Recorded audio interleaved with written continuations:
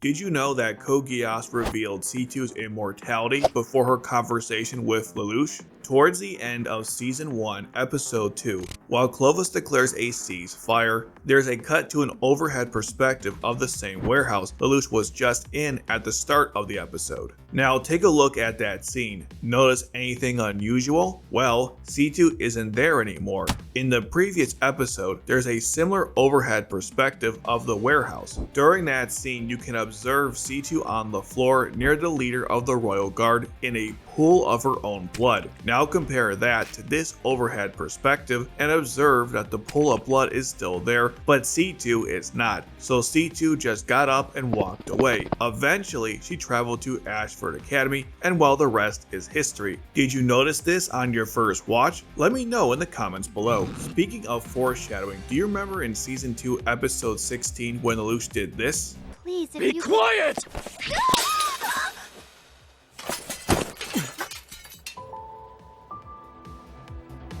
Lelouch apologized for his actions and then put a band-aid on her finger. Doing this gave C2 the wrong idea, because in the next episode, she does this.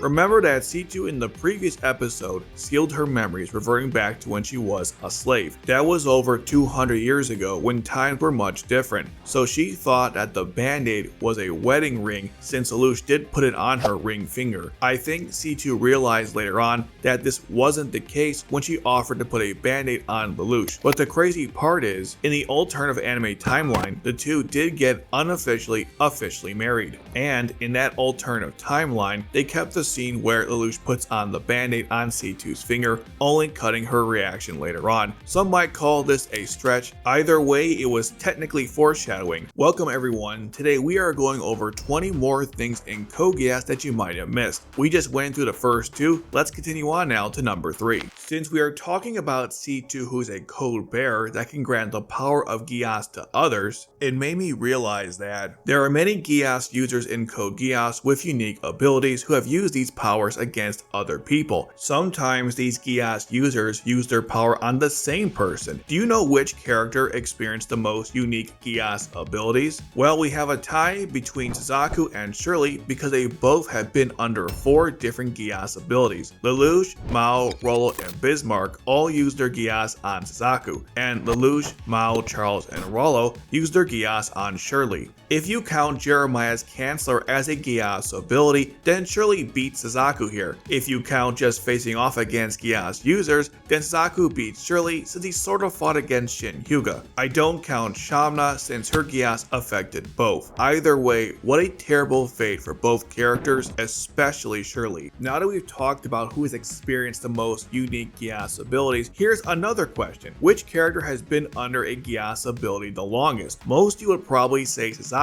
or Carve-chan, but you would be wrong, because Anya has been under Marianne's Geass since she was 6 years old. This occurred when Marianne's Geass activated, transferring her soul to Anya's body. Anya, as a result, was having memory problems throughout her entire life. Thank goodness Jeremiah realized this and freed Anya of the Geass when she was 15 years old. Thus, Marianne's Geass affected her for 9 years, which is obviously longer than either Suzaku or Carve-chan. But here's the thing, there's someone else who comes close to Anya at second place that isn't Suzaku or Carve-chan. That's Nunnally. Charles used Geass on her shortly after V2 killed Marianne, which means she was also under Geass for 9 years. Nunnally freed herself from the Geass before Jeremiah used his Chancellor on Anya. So depending on the series of events, Anya was under Geass longer by a few days or a few hours, which is actually crazy. Oh, and another fun connection here is that Nunnally is only a day older than Anya since she was born on the 25th of October and Anya was born on the 26th. Anyways, but since Jeremiah did free her, it's possible that Schneizel, Suzaku, or Carve-chan may end up breaking that record. It's no secret that Kaguya deluded herself into thinking she was Zero's wife, but did you know she also lied to him? Remember this line from Season 1, Episode 23? Wow, you're really tall, aren't you? Don't worry though.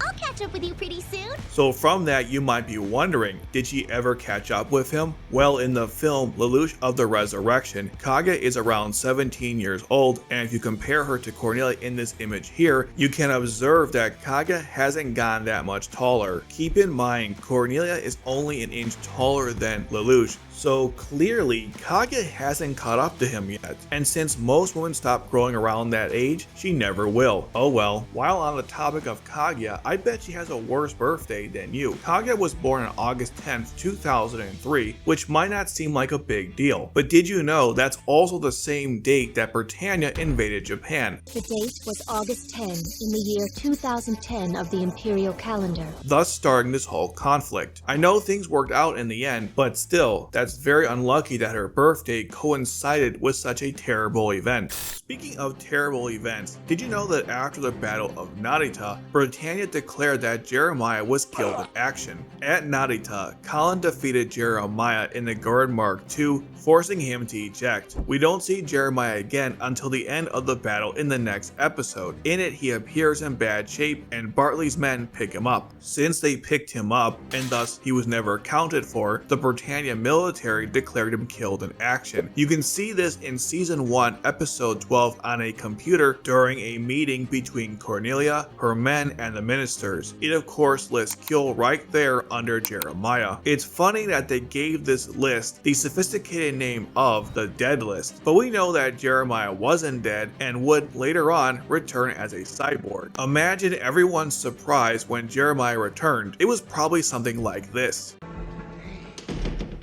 Jeremiah, ain't you? I thought you were dead. Andreas Dalton had 5 adoptive sons: Edgar, Bart, Alfred, David, and Claudio. One of the tragedies in season 2 is that they all die in combat except for Claudio. In season 2 episode 4, a falling G1 base crushes Bart, then later on Colin killed Alfred in the same episode. In season 2 episode 18, Colin aided Nagisa in killing David, and later on during the battle, Toto killed Edgar. But of the 4 deaths, which one was the most tragic? I would argue it'd be David and Edgar's. It was depressing that David never got to avenge his father, but even worse, since Guilford was under Lelouch's Geass, he didn't even realize that it happened, and the same goes for Edgar. In case you forgot, Guilford became a father figure for Dalton's sons after Lelouch killed Andreas, and thus became attached to them. We saw an example of this after Bart's death, so given his connection to them, it was depressing he couldn't even grieve for either one. At least Edgar was there for David's death, but unfortunately no one was there for his own. The story of Dalton and his sons is one of the biggest tragedies in the world of Code Geass. So I said that Colin killed Alfred in season 2 episode 4 using the Garden Mark II, the same one she's been using since the start of season 2. But did you notice anything unusual about it? Well, check out its Radiant Wave Surger arm. It's much different than what we saw in season 1. That's because at the end of season 1, Suzaku destroyed its arm, forcing Rakshata to replace it with this one. In the Lost Zero arc, we learned that Orpheus, along with the Peace Mark under Rakshata's orders, delivered that arm to Colin and Uribe. Apparently, this was the original Radiant Wave Surger arm she created for the Garden Mark II. That makes sense given how simpler it is when compared to its season 1 version. The biggest differences are the number of claws, the size, and the overall design. Didn't matter though, since Zaku destroyed that arm as well. Let's just say I don't envy the mechanics of the Garden Mark II. The Garden Mark II wasn't the only thing that changed in season 2. Lelouch himself decided it was time for a change and thus wore a different version of the Zero costume from season 1. This was most likely done on purpose so people would think that Lelouch was a different Zero from before. Since I mentioned it's a new costume, let's go over the differences between the first one and this new one. Starting with the helmet, this new one also kept the same 5-horn design from before, unless you don't count these parts as horns. Either way, the horns returned but are now more defined and longer. The middle horn is much pointier now, and it looks like the designers moved the middle horns to the sides. Next, let's talk about the top. There's a new yellow design that runs along the whole thing. It also has a more defined collar. The most notable feature is those amazing coattails that extend from the top to the pants. Then there's the colors. The old Zero costume was dark purple, and this one is light purple. I'm sure there are many more differences, but those are the main ones. It's actually quite amazing how many different versions there are of Zero's costume. Let me know which one is your favorite. And since we are at the halfway point, if you are enjoying the video, please make sure to leave a like and subscribe. Now let's get back to the action. When it comes to Lelouch's love life, everyone is aware that C2, Shirley, and Colin are the main love interests. I don't count Kaguya because it's clearly one-sided and creepy, or Euphemia because it's too vague to know what Lelouch meant here. But there's actually a secret love interest we can add to this list. That person is Millie. Since the two met many years ago, it becomes clear that Millie started to develop feelings for him. That might be one of the reasons why she teases Shirley so much about her feelings for Lelouch. It's not as obvious as the other three, but if you pay attention, the show drops several hints. Here are some examples. In season 2, episode 3, when Lelouch goes through pictures of past Ashford events, there's one where Millie's awfully close to him. Rivals is even acting out of jealousy in the photo. During the Cupid Day event in season 2, episode 12, after Shirley gets Lelouch's hat, Millie says the following. 勝負ありか。でも少しは本気だったのでは。うん。ほんのちょっと。 implying that she wanted that hat, which explains why she offered an award for anyone who got it. You could even argue that Millie added the kissing award to anyone who finds Arthur, so she would have a formal reason to kiss Lelouch. She also flirted with him during the cross-dressing event. There are also scenes like this where she shows a sign of vulnerability that she doesn't show to anyone else. If you re-watch the series, I'm sure you'll find even more examples. But if you're still not convinced, one of Millie's artworks from Lost Stories shows she has a picture of Lelouch in her bag. In the Maid Cafe event, Millie thinks about marrying Lelouch since he is a prince. At the end of the story, she asks Lelouch if he would keep hanging out with her. It's hard to say for sure how Lelouch feels towards Millie, but what I can say for sure is that Millie definitely had feelings for him. A romance that could never happen because Shirley exists and the Ashford family was forcing Millie into an arranged marriage. No wonder Millie is secretly depressed in the series and says things like this. How dreamy it is to be in love. Oh, how I wish. If Marion didn't die, who knows? Maybe these two would have gotten married, but it wasn't meant to be. But let's be honest, Lloyd is not a bad consolation prize. Colin and her mother don't exactly have a good relationship. This was the result of her becoming a servant for the Statfield family, choosing to stay despite the fact that everyone ridicules her, as Colin said. She didn't have to choose to stay in this house, you know? She's just clinging to some old lover who's jilted her. You really hate your mother, don't you? I just find her depressing. In season 1, episode 9, Colin ended up rescuing her mother from a warehouse that was supplying Area 11 with Reframe. It was during that rescue that Colin realized that her mother stayed for her. Upon this realization, Colin vowed to make a world where the two could live together in peace. We would see this dream become a reality in the final episode of season 2 during the epilogue. But before that, in season 1, episode 13, after Shirley's father's funeral, there is a part where Colin is in her room, and if you pay attention, you'll notice that Colin removed the sticker from her mother's face, which is how it was in season 1, episode 9. Another small detail that showed Colin's renewed love for her mother. During the school festival to make the world's largest pizza in season 1, episode 21, one of the Ashford students is wearing a Lancelot costume. This person appears twice during the episode. There's even this new official artwork of Suzaku tackling that person for some unknown reason. It's interesting that someone cosplayed as the Lancelot, but did you know that in the manga Suzaku of the Counterattack, Suzaku fought in a Lancelot suit that looked just like the costume? The scene from the anime is even referenced in the manga. What a great Easter egg. Code Geass is full of parallels like the one I just mentioned. Now, one of the biggest within the original anime is the relationship between C2 and Mao and C2 and the Immortal Nun. Both immortals targeted a child so they could groom them to take their code, thus ending their lives. It's kind of messed up, to be honest. Well, here's another parallel like this one that you might have missed. In Akito the Exiled OVA 3, there's a flashback that reveals Layla's past, where C2 rescued her as a child and then offered her a contract. If this scene sounds familiar, that's because it's eerily similar to the scene from season 2, episode 15, where C2 goes through the same experience with the nun. Not only are the poses and the circumstances similar, but this was also revealed in a flashback. In many respects, these parallels show the endless cycle of code bearers and Geass users. Do you know who the worst pilot in Code Geass is? If you guessed Tamaki, well, congratulations, you're right. But just how bad is Tamaki as a Nightmare Frame pilot? Well, there's a scene in Season 1, Episode 14 where everyone makes fun of his crappy performance. Next time I'll beat that white nightmare. Don't sweat it. Yeah, Tamaki got thrashed in the first minute.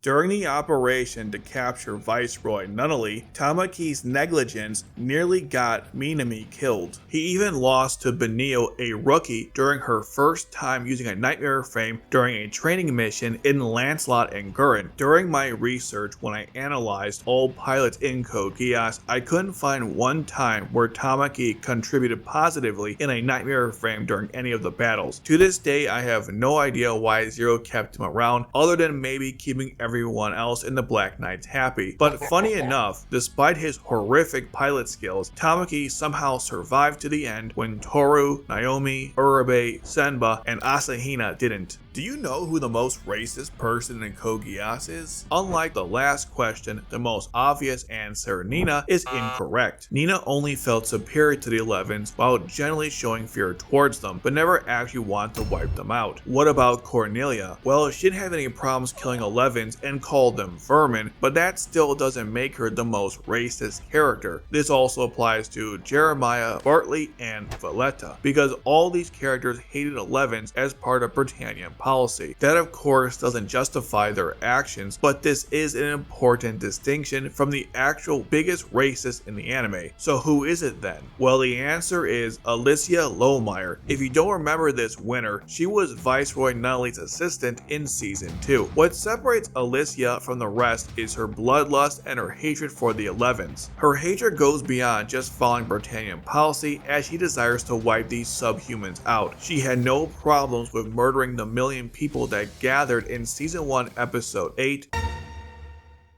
The people? These are 11s. Only you speak of them as people because you are one of them. They have challenged Britannian rule, so let them burn in hell. Also, Alicia specifically went out of her way to sabotage Nunnally's plan to rebuild the Saitama Ghetto because, again, she hates the 11s. When Suzaku fired the flare, her response was, Why did they use the flare here? Notice how Alicia added the word here, implying she was fine with its use, just not here since it affected her. Beyond all this, she insulted Cecile Krumi and her peak outfit. Is there some diplomatic reason for that outfit? Yes, ma'am, I apologize. Not only is she a racist piece of garbage, but a jealous, insecure one at that. The garbage that spilled from her mouth makes Nina seem harmless by comparison. Her death was the only positive outcome from using the flare in the Tokyo settlement. Welcome to hell! I know people can't stand Nina, understandably so, but let's not forget who the real monster in Code Geass was. In Season 1, Episode 6, C2 said the following when seeing Charles on the TV. So, this is Lelouch's enemy. Well, We learn later on in Season 2 that C2 was already familiar with Charles, so her reaction in that previous scene doesn't make any sense. If Lelouch was in the room, that would be one thing, but he's in the gym for the presentation, leaving C2 all by herself, meaning she was talking to herself. It's one thing that C2 lied to Lelouch about her past relationship with Charles, V2, and Marion, or that V2 is an immortal who gave Charles a Geass power, or that she was talking to Marion this whole time, but it's another thing to lie to the audience itself. I've often wondered if this was the result of the writers not knowing the final plan for the series, or intentionally done to mess with the audience. Either way, it's one of those parts in the anime that still bothers me to this day. In Season 1, Episode 13, after all her hard work in ordering pizzas, C2 earned enough points to receive a Cheese Kun plushie. From that point on, that Cheese Kun plushie will become C2's most important important possession. Throughout the anime, you'll notice plenty of examples of other depictions of Cheese-kun. And of course, the meta reason for Cheese-kun was because Pizza Hut sponsored Code Geass. But do you know when Cheese-kun first appeared in the series? Here's a hint. It wasn't in season 1 episode 13. It was actually in the very first episode of the series. After Colin and Nagata crashed the truck into the warehouse, you can see someone wearing a Cheese-kun keychain on their camera. I'm impressed by the lengths Code Geass went to incorporate pizza into their story. In season 2, episode 20, the Black Knights await Schnidel's arrival on the Ikaruga. The scene then zooms in on Detard, who has bruises on his face. But where did those come from? Well, according to what Detard said, it sounded like Ogi punched him, but when and why did this happen? Well, this mystery was solved 10 years later in the new recap films that came out between 2017 and 2018. In the third film, Glorification, there's a brand new scene where Ogi punches Detard in the face for publicly announcing that Zero died in action. Obviously, this was something that not everyone agreed with. It only took 10 years, but I'm finally glad we got an answer to the age-old question, who punched Detard in the face? Code Geass is famous for having one of the best English dubs of any anime to date, which comprises of an amazing cast including Johnny Young Bosch, Steve Blum, Michelle Ruff, Troy Baker, Yuri Lowenthal, Laura Bailey, Travis Willingham, Kay Higgins, Karen Strassman, Rebecca Forstad, Mary McLean, Crispin Freeman, Jamison Price, Vic Mignogna, Megan Hollingshead, and so many more. But despite the powerhouse of voice actors, there are several instances where they made big mistakes when dubbing the series. Here are some examples. Listen to this back and forth between Lloyd and Cecile from season 1, episode 17. Damn it! It doesn't have an ejection block on it! What? You mean we didn't install one? Now, you probably didn't notice anything wrong, but here's the thing. Cecile also said this in season 1, episode 2. Not to do anything reckless. The new system is not outfitted with an ejection mechanism. This means she already knew they didn't install an ejection seat. She meant to say they hadn't installed one yet, which is what she said in the sub. This was just an honest mistake, not a big deal, but this next one wasn't. In season 2, episode 22, Colin told Lelouch this while they were in the Ashford clubhouse.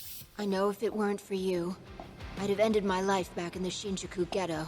This implies that Colin was suicidal, which isn't true. The Japanese dub further proves this. This makes more sense because Lelouch saved her life by forcing Clovis to call for a ceasefire. This mistake is inexcusable because the translations were not even close, implying something else that was completely inaccurate. But thankfully, the majority of the dub doesn't suffer from these problems and is still my favorite way to watch the series. Believe it or not, there are even more things you might have missed or other topics I could cover in this format, including kill counts, hidden moments, myths, and so forth. If you want a part 3 or other list to cover those topics, let me know in the comments section below. And since this is part 2 of things you missed in Code Geass, make sure to check out part 1 right here.